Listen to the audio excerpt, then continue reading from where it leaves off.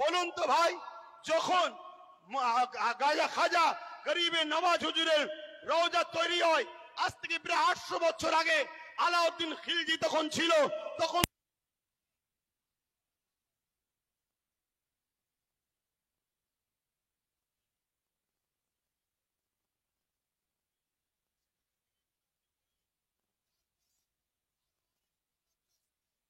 কখনো হিন্দু ভাই সনাতন ভাই আওয়াজ তোলেন। তারপর ইংরেজ এসেছে। আজকে আমার দেশে এই বিজেপি ভালোবাসেন, আমিও ততটা ভালোবাসি। আমি আপনাকে ছোট করছি না, তবে আমার ধর্ম বলছে দেশকে ভালোবাসা, তাই দেশের জন্য মরা এটা আমাদের জন্য পুণ্যের কাজ। দেশকে আমরা এতটাই ভালোবাসি, তাই আপনাদেরকে শ্রদ্ধার সাথে জানাচ্ছি, মনে রাখবেন রেল বিক্রি হয়ে গেল, জিনিসপত্রের দাম কিভাবে চলছে, একটার পর একটা, কারেন্ট থেকে শুরু করে এয়ারপোর্ট থেকে শুরু করে সব বিক্রি হয়ে যাচ্ছে। তাই আইকে চোখকে ঘোরাবার জন্য এই সব ষড়যন্ত্র চলছে। আসুন আমার সনাতন ভাই, আদিবাসী ভাই, দলিত ভাই, সাঁওতাল ভাই, শিখ ভাই, পাঞ্জাবি ভাই, ভারত আপনার ভাই, ভারতবর্ষ হলো একটা গাছ, একটা বট গাছ বলেন আর যে কোনো গাছ বলেন, একটা শক্তিশালী বড় গাছ। এই গাছের অনেক শিকড় আছে, এই শিকড়ের নাম একটা সনাতন, একটা আদিবাসী, একটা দলিত, একটা সাঁওতাল, একটা বাগদি। মনে রাখবেন আমার ভাইরা, একটা শিকড়ের নামও মুসলমান। যদি একটা শিকড় কাটে গাছ দুর্বল হবে, অর্থাৎ দেশ দুর্বল হবে। মনে রাখবেন আমরা কারো দয়াতে খাই না, আমরা খাই রাজ্জাক আল্লাহর দয়াতে খেয়ে থাকি। তো ভাইরা আমার, এখানে বলি, রাজ্য সরকারকে এখান থেকে বলি, আপনাকে 35 বা 36টা এমপি দিয়েছে আমার সরল প্রাণ ভাইয়েরা, ভালোবেসে দিয়েছে, ঠিক আছে, আপনাকে বিশ্বাস করেছে। এই বিশ্বাসের ন্যূনতম হকটা আদায় করুন। যদি আপনি বিশ্বাসের উপযুক্ত না হন, আগামী দিনে আপনার বামফ্রন্টের মতো অবস্থা হবে, সেটা পরের বিষয়। কিন্তু বিশ্বাসের উপযুক্ত হন। এই ভারতবর্ষে, এই বাংলায় 35 বা 34টা এমপি দিয়েছে, 34টা। মনে রাখবেন, বিল অকবার নিলে হবে না। অনেকে বলছেন অকবার নেবে না, অকবার নয়। যদি ক্ষমতা থাকে, যেভাবে দিদিমণি আসার সময় পার্লামেন্টে সংবিধান উল্টো ধরে চিল্লাচ্ছিল, দেখেন না, ছিঁড়াছিড়ি করছিল, ওই রকম ওখানে বক্সিং মারবেন ভেতরে। কথা বুঝছেন না, বোঝেন না? শেষবার চান্স দিচ্ছি।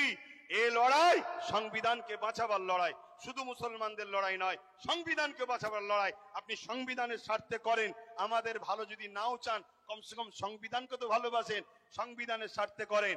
আরেকটা কথা রাজ্য সরকারকে বলে যায়, সেটা হলো এটাই, আপনার অনেক আইবি লোক আছে, পুলিশ বন্ধুরা রয়েছে, খবর আপনাদের কাছে চলে যাবে ঠিকই।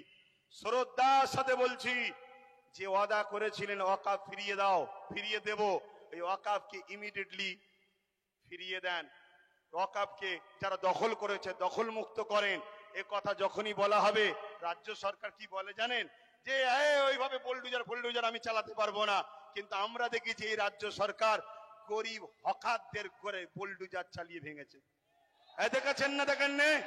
তাহলে আমার হিন্দু ভাইয়েরা, আদি সনাতন ভাইয়েরা, আমরা আপনাদের দুশ্মন নয়। মুদি দুশ্মনের নজর আপনাদের দেখাচ্ছে, চশমা খুলে ভাইয়ের নজরে দেখেন। আপনাদের জন্য আমার জান দিতে প্রস্তুত আছি আমরা, ঠিক না বেঠিক গো? আমার হিন্দু ভাইয়েরা আমাদের নয়, তাই বলে দিলাম। তবে মনে রাখবেন, যদি কেউ মনে করেন যে আজ মনে হয় মুসলমানরা ফেঁসে গেছে, এখানে সেন্টারে আমাদের, রাজ্যে আমাদের, সব জায়গায় আমাদের, তাহলে আমি বলবো, সত্য এমন একটা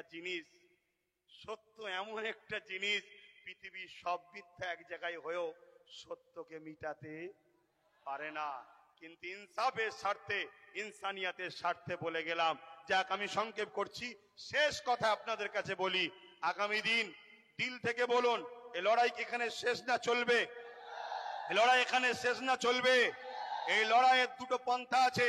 একটা পন্থা হলো সংবিধান অনুযায়ী, সংবিধান যেভাবে রাইট দিয়েছে, সংবিধানের বাইরে গিয়ে আমি তাহলে নয়, সংবিধান অনুযায়ী কলিকাতার রাজপথ ধরে এই আন্দোলন পুরো দরকার হয় একেবারে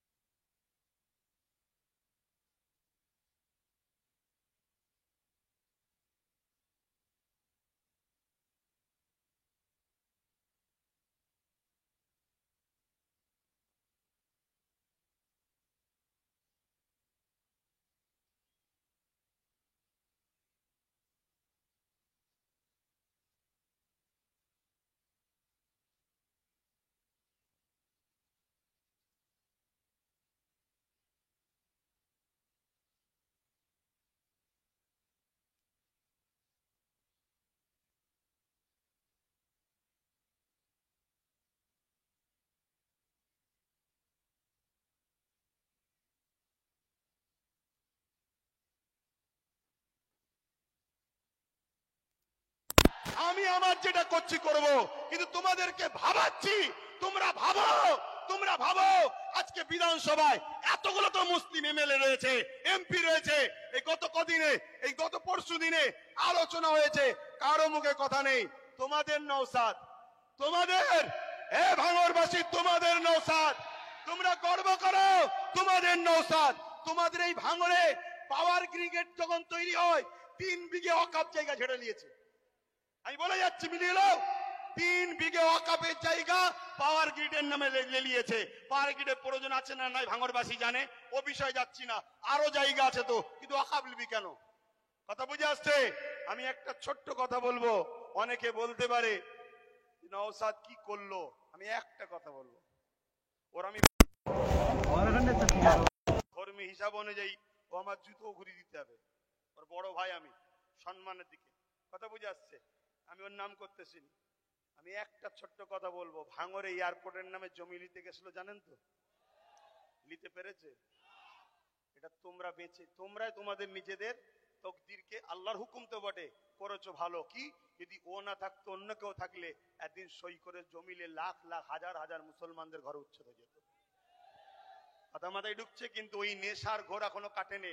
শুধু একটাই করো, যেখানে মুসলমান গ্রুপ বেশি হয় কেস দিয়ে তুলে দাও, নাই ভোটাভুটিতে ভাগ করে দাও, আর না হয় জমি অধিগ্রহণ নামে কেড়ে নাও। তো ভাই আমি আর কথা বাড়াবো না। আগামী দিন আপনারা আমার সাথে আছেন তো নাকি? কথা বলুন, আছেন তো নাকি? একেবারে সত্য হাত তো এটা, একদম কোনো ধোকা নয় তো। অনেক কষ্ট করে যেতে হবে, গাড়ির পয়সা খরচ করে। সরকার নয়, আমি সরকারি ফান্ড নেই, সরকারি ফান্ড নেই। আর আমাকে পিছন থেকে সরকারও দেয়নি যে আব্বাস তুমি একটু নেমে যাও। আমাকে বলুনি শুধু ওইদিকে বলো না, 8 আনা যে খাবে সেও চোর, 1 টাকা যে খাবে সেও চোর। কথা বুঝে আসছে না নাই? তো সেই জায়গায় হাত নামান। আগামী দিন ভাই আমার, সবাইকে একটু সংগঠিত হতে হবে। মা বোনেদের ঘরে বাড়ি বাড়ি গিয়ে শোনাবেন যে ওয়াকাব আমাদের বাঁচাতে গেলে গণতান্ত্রিক প্রক্রিয়ার সংগ্রাম যেমন, আর একটা হলো কি, লাঠি তৈরি করতে হবে। লাঠি বোঝেন না? হ্যাঁ, এখানে বিল হচ্ছে, সেখানে যদি আপনার লোক থাকে বিল ধরে ছিঁড়ে ফেলবে। বেশি কথা বললে চেয়ারের উল্টো দিক দিয়ে দেবে।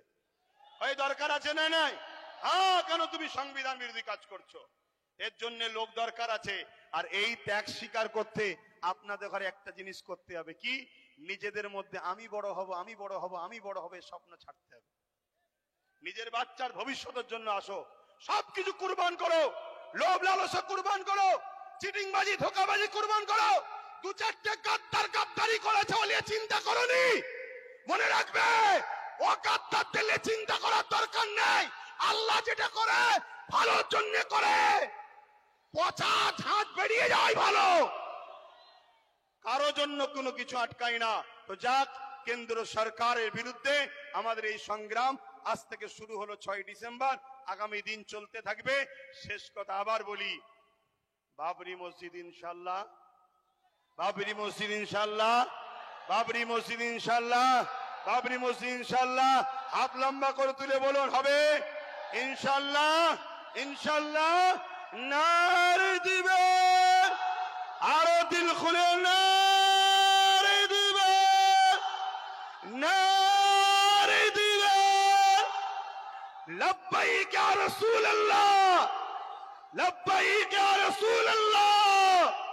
ভারতবর্ষ, ভারতবর্ষ, ভারতবাসীর ঐক্য, ভারতবাসীর ঐক্য, ভারতবর্ষের সংবিধান নারে দিবেন। পুলিশ বন্ধুদের সঙ্গে আমাদের কোনো রাগ নেই, তারা আমাদের বন্ধু, তারা আমাদের বন্ধু। কিন্তু অশুভ লোকের হাতে ক্ষমতা চলে যাওয়ার জন্য পুলিশ বন্ধুরা বাধ্য হয় পরিবার, চাকরি, নিজের জানের হেফাজতের জন্য আমাদের উপরে লাঠিচার্জ করতে বাধ্য হয়। কথা বুঝে আসছে? তারা আমাদের বন্ধু, তারা কখনো চায় না, তারও তো ঘরে মা বোন বউ বাচ্চা আছে, তারাও তো একটা বদদুয়ার কথা মনে করে যে হাই লেগে গেলে, বদদুয়া লেগে গেলে শেষ হয়ে যাবে, আমার ছেলের ক্যান্সার হয়ে গেলে কি হবে। তাই তারা জুলুম করতে চায় না, কিন্তু বদমাইশ লোকের হাতে ক্ষমতা চলে যাওয়ার জন্য বদমাইশি করছে। কথা বুঝে আসছে? তো যাক, চিন্তা করার কিছু নেই। আমি এখানে সংক্ষেপ করছি, আস্তে আস্তে ঘরে যাবেন, আস্তে আস্তে ঘরে যাবেন। মনে রাখবেন, এ দেশ আমাদের ছিল, আছে, থাকবে। সংবিধান ছিল, আছে, থাকবে। সরকার আছে, পড়ে যাবে। কেন্দ্র সরকার যেটা করছে অন্যায় করছে। আসুন ছোট করে একটু দোয়া